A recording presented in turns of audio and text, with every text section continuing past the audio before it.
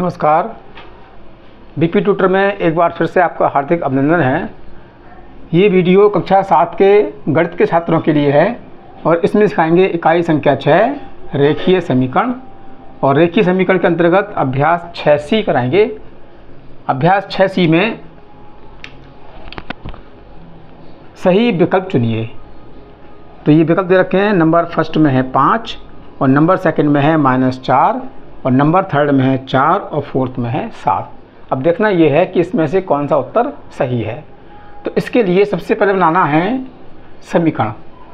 ये हमारा सवाल है और इस सवाल को पढ़कर बनाएंगे समीकरण और उसके बाद समीकरण को हल करेंगे और तब देखेंगे कौन सा विकल्प सही है। तो किसी संख्या x और 7 का गुणनफल 28 है तो वह संख्या है। तो इसको हल करना है। सबसे पहले बनाना है समीकरण। किसी संख्या x और 7 का गुणनफल मतलब x और 7 के बीच में गुणा का चिन्ह और बराबर 28 इसका गुणनफल है। अब निकालेंगे इसका आंसर। तो लिखेंगे x बराबर 28 और ये 7 आएंगे नीचे, 7 से भाग करेंगे, 7 चौक 28, x बराबर 4। तो x का मान आ गया 4। तो ये विकल्प नंबर 3 हमारा सही है। इसी प्रकार से करते हैं सवाल नंबर 2। अब सवाल नंबर 2 में है किसी संख्या x में 5 से भाग देने पर, अब भाग देने पर भागफल 7 आता है तो वह संख्या है। इनमें से कौन सा विकल्प सही है? नंबर फर्स्ट 5, नंबर सेकंड 35 और नंबर थर्ड 7 और नंबर फोर्थ 2। तो सबसे पहले बनाएंगे इस सवाल को पढ़कर समीकरण और उसके बाद समीकरण को हल करेंगे। तो किसी संख्या x में 5 से भाग देने पर, तो इसको हल करना है। x में 5 से भाग करेंगे तो x बटे 5 होता है और बराबर भागफल 7। अब x का मान निकालना है। तो x बराबर 7 और जब भाग करते हैं तो नीचे की संख्या चिन्ह गुणा का आएगा और ऊपर पहुंच जाती है। अब कर लेंगे गुणा। तो x बराबर 5 सत्ते 35, x का मान आ गया 5 यानी 35। तो वह संख्या 35 है। तो हम देखते हैं कि विकल्प नंबर सेकंड सही है। अब सवाल नंबर करते हैं C। यदि एक विषम संख्या 2x + 1 है तो दूसरी क्रमागत विषम संख्या होगी। इसमें निकालनी है दूसरी क्रमागत विषम संख्या। तो दूसरी क्रमागत विषम संख्या के लिए 2 जोड़ देंगे। तो पहली संख्या है 2x + 1। अब इसमें जोड़ना है 2। तो हो जाएगी हमारी संख्या 2x + 2 और 1 3। तो ये होगी हमारी क्रमागत संख्या है। दूसरी क्रमागत विषम संख्या लिखेंगे दूसरी क्रमागत विषम संख्या। अब देखते हैं कौन सा उत्तर हमारा सही है, कौन सा विकल्प सही है। तो पहला है 2x + 2 और दूसरा है 2x + 3। तो ये दूसरा विकल्प सही है। अब करते हैं सवाल नंबर 3। कुछ गणितीय कथनों को रेखीय समीकरण के रूप में अभिव्यक्त किया गया है। सही समीकरण को छांटिए। अब ये है रेखीय समीकरण के रूप में लिखा गया है। अब बताएंगे इसका उत्तर सही है तो सत्य और अगर गलत है तो लिखेंगे असत्य। तो पहला है किसी धनात्मक संख्या के 2/3 और 1/3 में अंतर 7 है। तो किसी भी संख्या मान ली इन्होंने x, तो 2/3 हो गया 2/3x और 1/3 हो गया 1/3x। तो इसका उत्तर हो गया 2/3x और माइनस 1/3x और बराबर 7। ये बनता है इसका समीकरण। किसी धनात्मक संख्या के 2/3 और 1/3 में अंतर, तो 2/3 हो गया 2/3x और 1/3 हो गया 1/3x। माइनस लगाएंगे क्योंकि अंतर है और बराबर 7। ये इसका बनता है समीकरण। और जबकि इसमें दे रखा है 1/3x माइनस 2/3x बराबर 7। तो ये समीकरण गलत है, लिखेंगे असत्य। जबकि सही समीकरण हमारा ये है, इसीलिए ये असत्य है। दूसरा है किन्हीं दो क्रमागत संख्याओं का योगफल 27 है। अब यदि संख्या यदि रखिए, ये समीकरण बनता है दो क्रमागत, तो मान लीजिए पहली संख्या हमने x मान ली, इसको मान लेते हैं, माना पहली संख्या x। तो दूसरी संख्या इन्होंने कहा क्रमागत, क्रमागत में एक संख्या जोड़ लेते हैं, तो दूसरी हो गई x प्लस 1। अब सवाल क्या है कि नहीं, ये तो पहली संख्या हो गई और ये दूसरी हो गई, दूसरी क्रमागत संख्या। तो संख्याओं का योग अब करेंगे, इन दोनों का योग, तो इसका योग होगा x प्लस और ब्रैकेट में x प्लस 1 और योग दे रखा है 27। ये इसका बन गया समीकरण, और ये इनका समीकरण बना हुआ है, तो ये सही है, तो लिखेंगे सत्य है, क्योंकि दोनों समान है, तो ये सत्य है, सही है। तो ये सवाल नंबर 2 है, माफ़ कीजिए 3 नहीं है। सवाल नंबर 2 का ए हो गया और बी हो गया। अब कराएंगे सवाल नंबर 2 का सी। अब सवाल नंबर सी, किसी संख्या के दूने में 8 जोड़ने पर योगफल 50 है। अब इसमें संख्या मान लीजिए 22, तो माना संख्या 22। अब इसको बनाएंगे समीकरण, तो किसी संख्या के यानी 22 के दूने में, इसको हल करते हैं, 22 का दूना 222, 8 जोड़ने पर प्लस 8 और योगफल 50 बराबर 50, तो ये बन गया इसका समीकरण। तो इस प्रकार से ये समीकरण हमारा सही है, तो लिखेंगे सत्य है।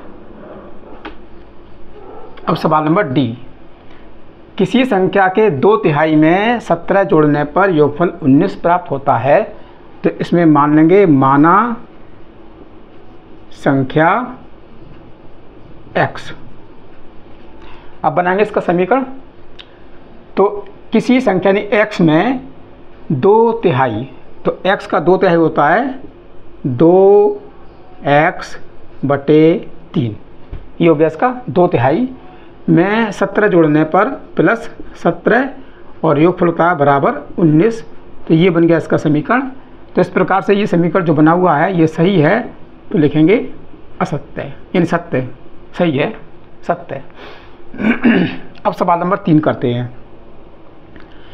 एक संख्या का 1/2 उसी संख्या के 1/4 से 15 अधिक है, संख्या ज्ञात कीजिए।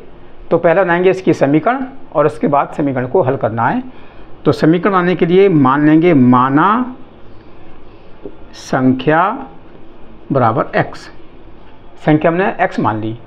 अब इसकी समीकरण बननी है एक संख्या का 1/2 यानी x का 1/2, तो 1/2x उसी संख्या के 1/4 से यानी बराबर है 1/4x, 15 अधिक है प्लस 15, ये हमारा समीकरण बन गया। अब इस समीकरण को हल करेंगे, तो समीकरण हल करने के लिए हम पहले लिखेंगे 1/2x और ये है चर राशि बराबर के बाद, इसको लाएंगे बराबर से पहले, यानी इसका करेंगे पक्षांतर। तो पक्षांतर करने के लिए जिसका हम पक्षांतर करते हैं उसका चिन्ह बदलता है, ये प्लस में तो माइनस हो जाएगा 1/4x और बराबर 15।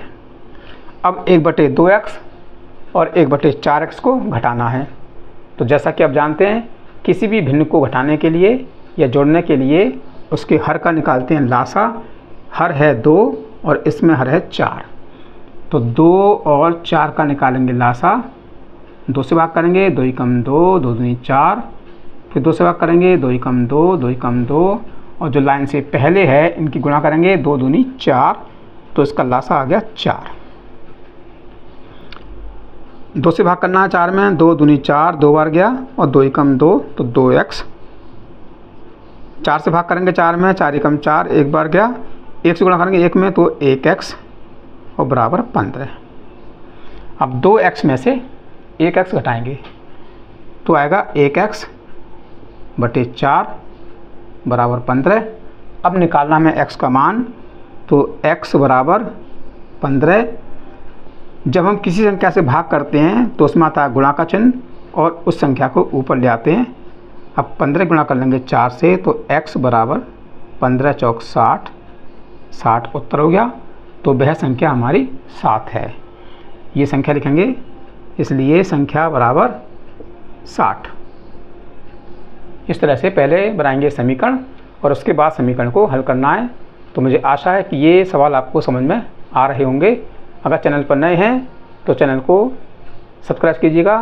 अब चलते हैं सवाल नंबर 4 की ओर। सवाल नंबर 4, एक संख्या 7 से 4 बड़ी है, संख्या बताइए। तो इसके लिए सबसे पहले बनाते हैं समीकरण। तो मान लेंगे माना संख्या बराबर x। सबसे पहले हम संख्या मान लेते हैं, माना संख्या बराबर x। अब बनाना है इसका समीकरण। तो इसमें कहा गया है एक संख्या यानी x 7 से 4 बड़ी है। तो 7 से 4 बड़ी है, इसलिए प्लस का चिन्ह आएगा, 4 आएगा। अब लिखेंगे x बराबर 7 और 4 को जोड़ लेंगे, 7 और 4 11। x का मान आ गया हमारा 11, तो वह संख्या 11 है। वह संख्या 11 है। ये इसका उत्तर हो गया। अब करते हैं सवाल नंबर 5। एक कक्षा में 45 विद्यार्थी हैं।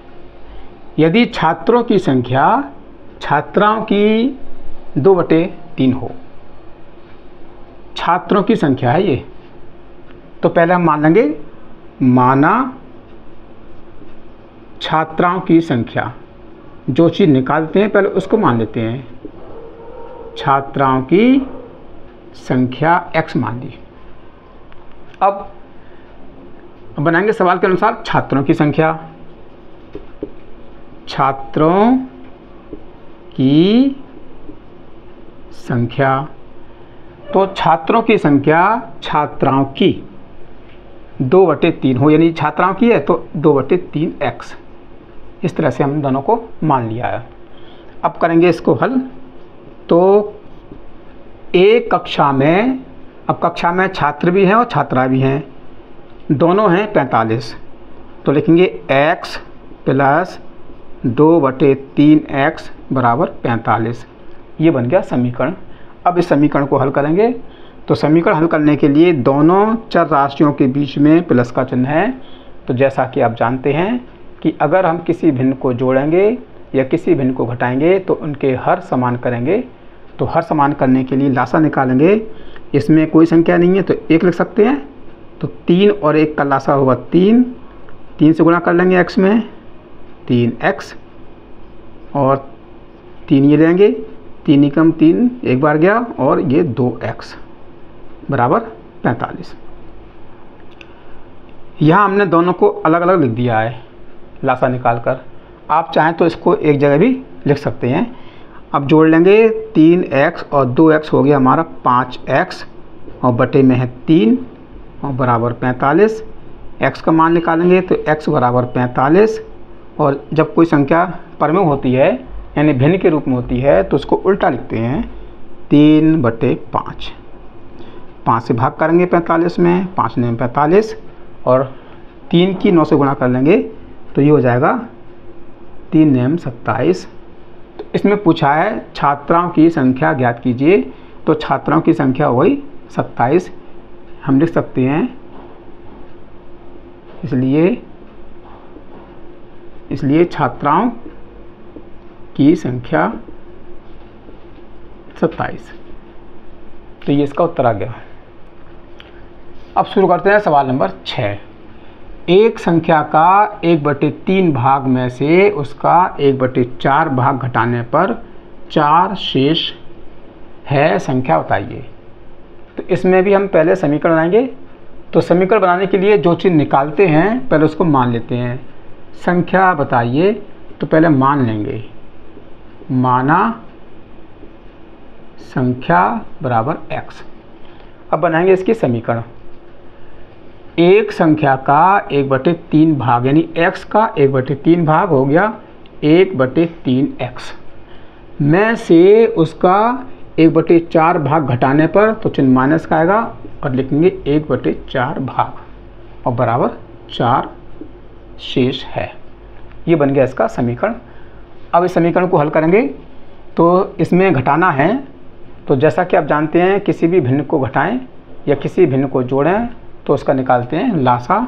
हम निकालेंगे 3 और 4, ये दोनों हर हैं, तो 3 और 4 का लासा निकालेंगे, 2 से भाग करेंगे। अब 2 से भाग 3 में नहीं होगा तो 3 लिखेंगे और 2 दूनी 4, इस तरह से 2 से भाग करते जाएंगे।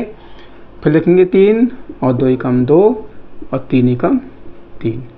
जो संख्या लाइन से बाहर होती है उनकी गुणा कर देते हैं, 2 दूनी 4 और 4 3 12, तो लासा आएगा इसका 12। अब क्या करना है, पहले हर से भाग करेंगे और जो उत्तर आएगा उसकी अंश से गुणा कर लेंगे। तो 3 से भाग करना है 12 में, 3 चौक 12 और 4 से गुणा करेंगे अंश में, तो 4 एकम 4, ये आ गया 4x। और उसी प्रकार से हमें इसका निकालना है, पहले 4 से भाग करना है 12 में, 4 3 12, 3 बार जाएगा और 3 से गुणा करेंगे 1 में, तो 3x और बराबर 4। अब 4x में से 3x घटाएंगे तो 1x बटे 12 बराबर 4। x का मान निकालना है तो पहले लिखेंगे 4 और जिस संख्या से भाग करना है पहले चिन्ह लगाना है गुणा का और फिर उस संख्या को लिखना है। अब गुणा कर लेंगे, 12 चौक 48, x का मान आ गया 48, तो संख्या हमारी हो गई 48। संख्या 48 है। अब क्योंकि इस अभ्यास में कई सवाल हैं, अगर हम पूरे अभ्यास कराएंगे तो बहुत लंबा वीडियो हो जाएगा और देखने में भी आपको समझ में नहीं आ पाएगा, नीरस लगेगा। इसलिए इस पाठ को हमने, इस अध्याय को 2 भागों में बांट दिया है। तो पहले भाग में करा दिया हमने सवाल नंबर 1 से लेकर 6 तक, और जो अगला भाग होगा भाग नंबर 2, उसमें कराएंगे सवाल नंबर 7 से। तो मुझे आशा है कि ये वीडियो आपको समझ में आ चुका होगा और इसके अगले सवाल समझने के लिए आपको इसका दूसरा भाग भी देखना चाहिए, जिससे कि आपको पूरा अध्याय आसानी से समझ में आ सके। अगर चैनल पर नए हैं तो चैनल को सब्सक्राइब कीजिएगा, वीडियो को लाइक कीजिए और अपने साथियों में शेयर कीजिए।